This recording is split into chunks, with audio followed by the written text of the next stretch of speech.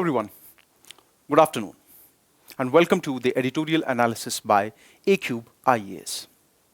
Students, ये initiative हम लोगों ने आपके लिए शुरू किया है और इस इनिशिएटिव के तहत हर रोज हम लोग किसी भी एक न्यूज़पेपर, चाहे वो द हिंदू हो, चाहे वो द इंडियन एक्सप्रेस हो, चाहे वो द इकोनॉमिक टाइम्स हो, इत्यादि इत्यादि में से एक एडिटोरियल आप सभी के लिए चूज करेंगे और उस एडिटोरियल का पूरा एनालिसिस आपके सामने प्रेजेंट करेंगे।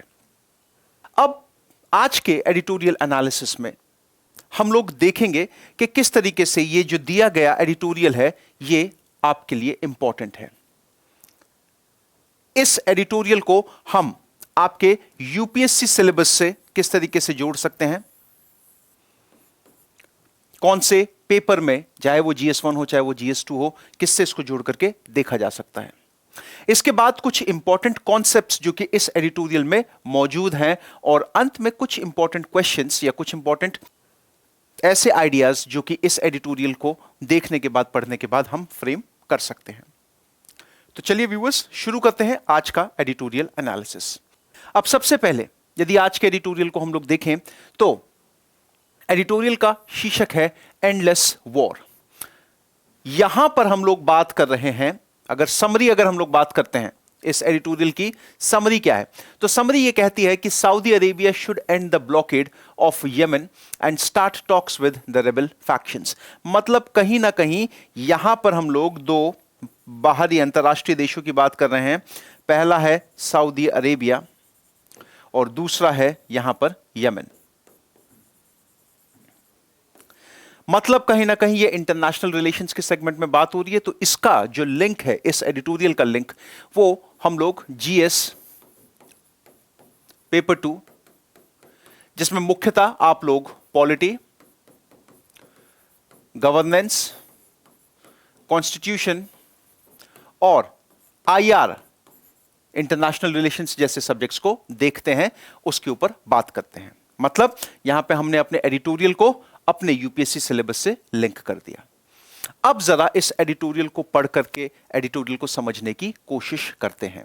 Now, the Biden administration decisions to end US support for Saudi Arabia's Yemen war is a signal to Riyadh that the Trump era open support it had enjoyed is a matter of the past।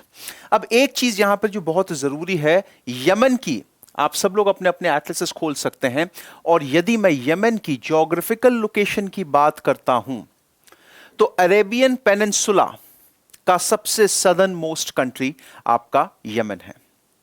Yemen के south में आपको gulf of Aden मिलेगी। Yemen के waste में आप देख सकते हैं रेड सी है। यमन के नॉर्थ में अगर हम लोग बात करें तो हमें सऊदी अरब मिलेगा और यमन के ईस्ट में अगर हम लोग बात करते हैं तो हमें एक और कंट्री मिलेगा, ओमान, जिसका नाम है।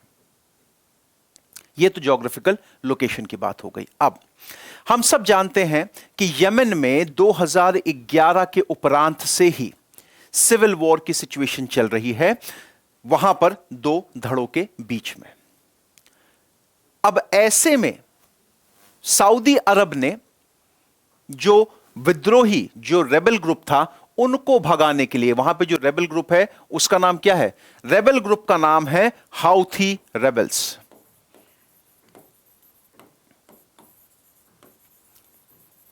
अब जरा बात कर लें कि हाउथी रेबल्स है कौन।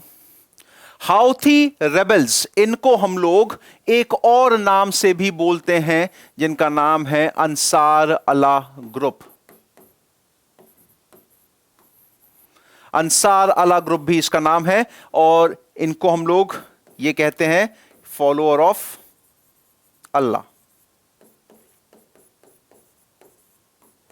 अब ये जो हाउथी रेबल्स है, HOUTHI, ये हाउथी रेबल्स दरअसल शिया ग्रुप है। मतलब यहां पर इस हाउथी रेबल्स में जो आपको लोग मिलेंगे वो सब शिया समुदाय के मिलेंगे, शिया कम्युनिटी के मिलेंगे। अगर हम लोग बात करते हैं कि पूरे के पूरे अरब देशों में शिया सबसे ज्यादा कहां देखने को मिलेंगे, तो वो मिलेंगे हमको ईरान में। बाकी सभी कंट्री, चाहे आप यूएई की बात करें, चाहे आप सऊदी अरब की बात करें, चाहे आप बाकी किसी और कंट्री की बात करें, वहां पे हमको मेजॉरिटी जो है वो सुन्नी मुसलमान देखने को मिलते हैं। अब क्योंकि यमन भी एक सुन्नी संप्रदाय से मेजॉरिटी में, अगर हम लोग बात करें तो सुन्नी संप्रदाय वहां पे ज्यादा था, लेकिन ये जो हाउथी रेबल्स हैं, इन्होंने क्या किया, इन्होंने सरकार के खिलाफ मोर्चा खोल दिया। अब इसकी कहानी अगर हम लोग बात करें तो इसकी कहानी थोड़ी सी पीछे है, तो थोड़ा एक बार जरा विस्तार से इसको थोड़ा समझने की हम लोग कोशिश करते हैं। बात शुरू होती है सन 2011 से, जब 2011 में हम लोगों ने देखा अरब स्प्रिंग या फिर अरब की क्रांति शुरू हुई। कौन से देश से शुरू हुई, यह बहुत इंपॉर्टेंट है, इसका ध्यान रखिएगा, ट्यूनीशिया से। अब जब अरब स्प्रिंग स्टार्ट हुआ तो अरब स्प्रिंग का एक असर जो है वो यमन पे भी पड़ा। अब यमन में 2011 में एक तरीके से आप कह लीजिए डिक्टेटरशिप चलती थी, जो वहां के राष्ट्रपति थे जिनका नाम था प्रेसिडेंट सले। अब प्रेसिडेंट सले जो थे वो मिलिट्री की लॉयल्टी पूरी की पूरी इनके पास उपलब्ध थी। लेकिन जब यमन में भी अरब स्प्रिंग का असर आया तो प्रेसिडेंट सले को मजबूरी में अपना पद छोड़ना पड़ा और उन्होंने अपना पद अपने डेप्यूटी मंसूर हदी को सौंप दिया। मतलब मंसूर हदी जो है वो यमन के राष्ट्रपति बन गए। लेकिन जैसे ही मंसूर हदी राष्ट्रपति बने, उनके सामने कई सारे चैलेंजेस खड़े हुए थे। पहला चैलेंज सबसे बड़ा, आतंकवाद। दूसरा बहुत बड़ा चैलेंज था, वो था अनएम्प्लॉयमेंट। तीसरा एक बहुत बड़ा चैलेंज था, अगर आप इसको कह सकते हैं, आप ये समझिए कि पूरा का पूरा यमन एक तरीके से सूखे, फेमाइन की स्थिति में था।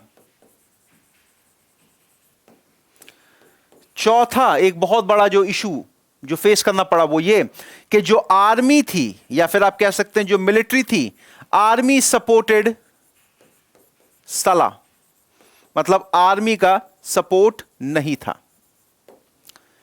अब जब मंसूर हदी राष्ट्रपति बन गए तो राष्ट्रपति बनने के बाद कहीं ना कहीं हम जानते हैं कि सले जो थे वो खुश नहीं थे इससे।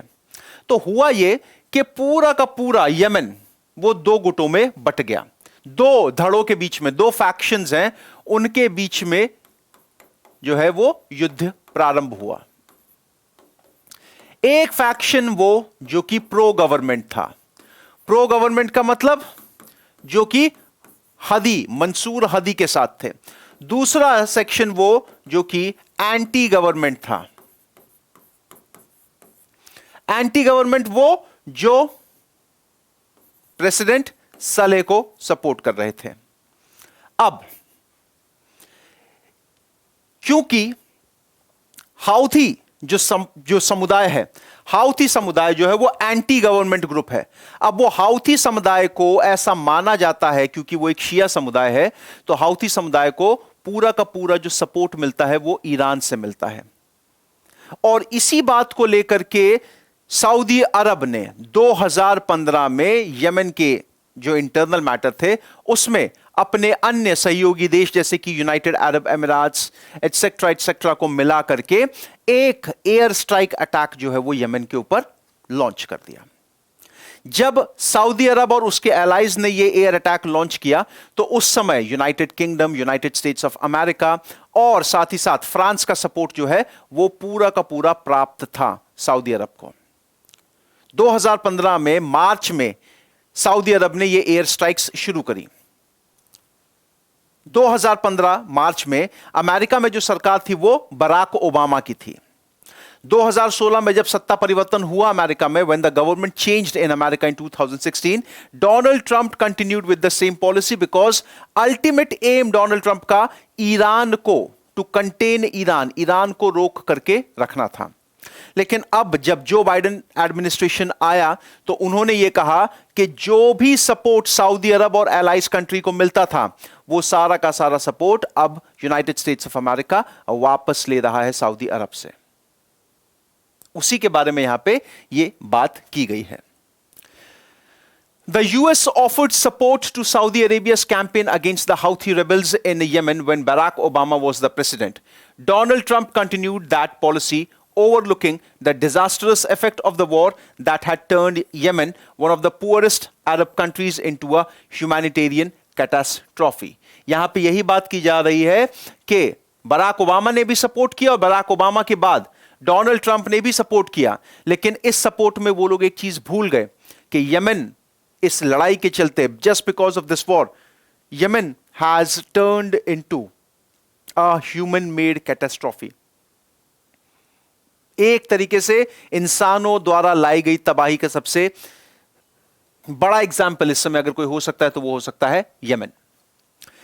In its last hours, the Trump State Department designated the Houthis who are backed by Iran as a terrorist organization. देखिए, जब डोनाल्ड ट्रंप सत्ता छोड़ करके जा रहे थे, when Donald Trump was about to leave the president post, at that time, the Donald Trump administration, what they did was they declared the Houthi rebels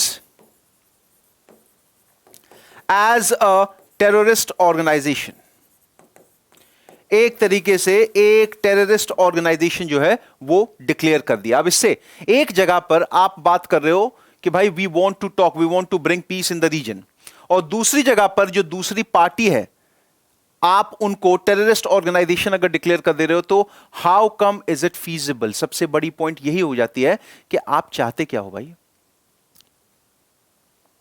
Right groups have condemned the move, saying that the designation would complicate aid efforts as the Houthis control a sizable part of Yemen, including the capital.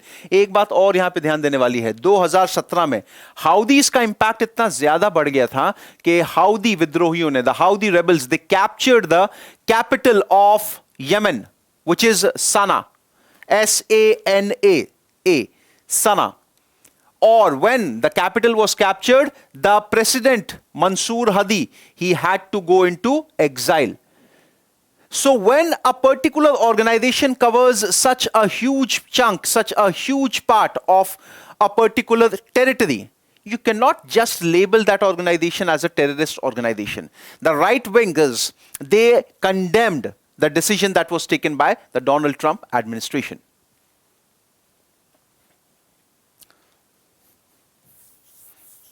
Now, Mr. Biden has now taken a different line, initiating steps to remove the Houthis from the terror list.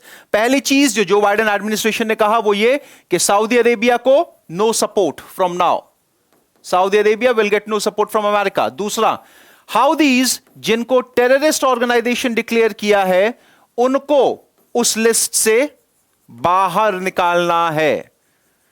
मतलब Houthis को जो US ने terrorist की category में डाला है अब उससे उसको बाहर निकालना है। Then this is part of his larger attempt to rewrite the United States West Asia policy, which under Mr. Trump was almost entirely focused on containing Iran. अब देखिए, अगर मैं बात करता हूं वेस्ट एशिया पॉलिसी की, तो डोनाल्ड ट्रंप ने भी कुछ ऐसे डिसीजन लिए जो आप बेहतर बोल सकते हैं, बट प्राइमरीली डोनाल्ड ट्रंप का पूरा फोकस था ईरान को कंटेन करने का।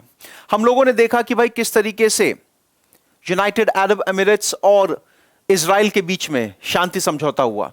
हम लोगों ने देखा कि भाई किस तरीके से कतर और इजराइल के बीच में समझौता हुआ। मतलब जबकि आप ये समझिए कि all these are Islamic countries and Israel is a Jewish majority, और हमेशा लगातार टक्कर रहती थी, बट स्टिल डोनाल्ड ट्रंप की वेस्ट एशिया पॉलिसी ने यह कहा कि भाई it is high time that everyone should focus on the global development.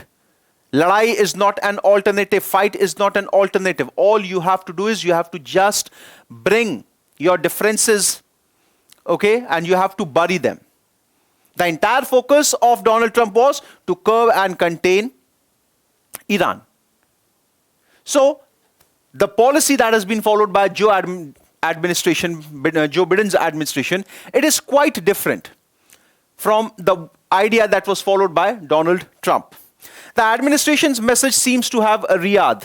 Okay, now Saudi Arabia got excessive powers during Trump administration. Especially we have seen that the countries like Saudi Arabia, countries like United Arab Emirates, they had done a blockade of Qatar. They actually blocked Qatar from all avenues. They didn't open their airspaces. But the moment Biden administration came into, they, especially both United Arab Emirates and Saudi Arabia, they actually ended the blockade. They ended the blockade. So it seems like Riyadh, Saudi Arabia has got that message that what kind of preferences, जिस तरीके की सुविधाएं, जिस तरीके के benefits पहले मिलते थे, अब उस तरीके के बेनिफिट्स नहीं मिलेंगे जो एडमिनिस्ट्रेशन के अंडर. तो यहां पे रियाद ने इस बात को समझा है. Saudi Arabia ended nearly 4-year-long blockade of Qatar. That's exactly what I said. Another American ally, जो कतर है, वो एक बहुत अच्छा अमेरिका का दोस्त है. Mr. Biden was elected president. जैसे ही 20 जनवरी को जो बाइडेन ने एडमिनिस्ट्रेशन राष्ट्रपति पद की शपथ ली, उसी दिन सऊदी अरब ने ये खत्म कर दिया ब्लॉकेड कतार का. It has signaled that it would carry out domestic reforms, keeping human rights in focus, but it is yet to make any definite moves to wrap up the Yemen conflict. हालांकि Trump administration लगातार ये बोल रहा है कि भाई आने वाले समय में वो डोमेस्टिक रिफॉर्म्स लाने का प्रयास करेगा यमन के अंदर, लेकिन अभी तक ऐसा कोई पुख्ता कदम हमको सामने होता हुआ नहीं दिखाई पड़ा है. अभी तक सिर्फ कागजी कार्रवाई हुई है, किसी भी तरीके का कोई प्रैक्टिकल एक्शन हमको सामने होता हुआ दिखाई नहीं दे रहा है. So let's move forward. Now Yemen is a case study for a war that has gone wrong on all fronts. अब मैं आपको यह कह रहा हूं कि भाई यमन एक ऐसा युद्ध हुआ, एक ऐसा लड़ाई जिसमें किसी भी फ्रंट को, किसी भी साइड को कोई बेनिफिट नहीं हुआ. दोनों साइड से सिर्फ और सिर्फ तबाही ही तबाही मची है.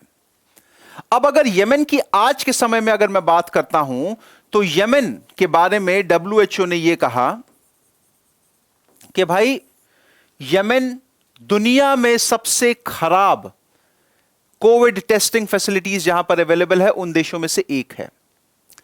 अब आप एक चीज ये समझिए कि कोविड का खतरा इतना ज्यादा था यमन के ऊपर, कारण थे कई सारे. जैसे नंबर एक कारण, भाई पूरा का पूरा जो हेल्थ इंफ्रास्ट्रक्चर है वो तो सब लड़ाई में चला गया, अवेलेबल ही नहीं है कुछ. दूसरी चीज, किसी भी तरीके के फ्रंटलाइन वर्कर्स जो है वो बहुत कम तादाद में हैं. तीसरी चीज, लगातार हॉर्न ऑफ अफ्रीका कंट्रीज जैसे कि इथोपिया, जिबौती, राइट्रिया, इन सब जगहों से लगातार यमन आ रहे हैं. अब कई सारे जो हेल्थलाइन वर्कर्स हैं वो, उनका कहना यह है कि ये सभी जो अफ्रीकाई नागरिक आ रहे हैं ये अपने साथ कोरोना लेकर के आ रहे हैं. उसके बाद अगर हम लोग बात बने तो भुखमरी बहुत बड़े लेवल पे फैली हुई है, किसी तरीके की कोई मेडिकल सुविधाएं नहीं है.